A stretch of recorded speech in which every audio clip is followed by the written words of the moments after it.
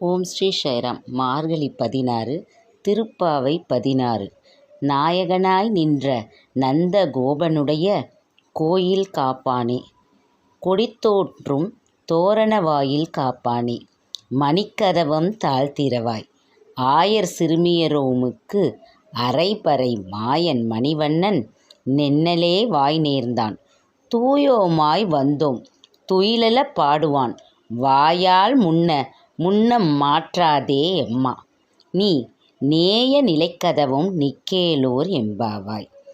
எங்களுடைய தலைவனாய் இருக்கிற நந்தகோபனின் திருமாளிகையை பாதுகாக்கும் காவலனே, கொடித்தோரணம் கட்டப்பட்ட வாசல் காவலனே, ஆயர்குல சிறுமியரான எங்களுக்காக இந்த மாளிகை கதவை திறப்பாயாக.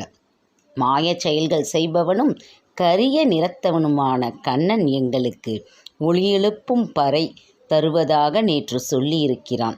அதனை பெற்று செல்ல நாங்கள் நீராடி வந்திருக்கிறோம். அவனை துயிலெழுப்பும் பாடல்களையும் பாட உள்ளோம். அதெல்லாம் முடியாது என உன் வாயால் முதலிலே சொல்லிவிடாதே. மூடியுள்ள இந்த நிலைக்கதவை எங்களுக்கு திறப்பாயாக. விளக்கம்: ஒருவர் ஒரு செயலை செய்யப்போவதாக தெரிந்த ஒருவரிடம் சொல்கிறார். ஒருவேளை அது அவருக்கு பிடிக்காமல் இருந்தாலும் கூட ஆரம்பத்திலே இதை செய்யாதே, நீ செய்ய போவது உருப்படவா போகுது என்று அபசகுணமான வார்த்தைகளை பேசிவிடக்கூடாது.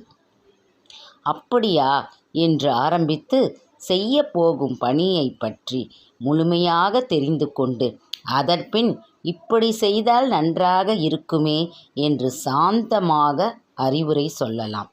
சொற்களின் மனித வாழ்வில் மிக முக்கியமானவை என்று ஆண்டாள் இந்த பாடல் மூலம் நமக்கு அறிவுறுத்துகிறார். இதுவே இந்த திருப்பாவை பாச்சுரம் 16 பொருள் அண்டு விளக்கமாகும்.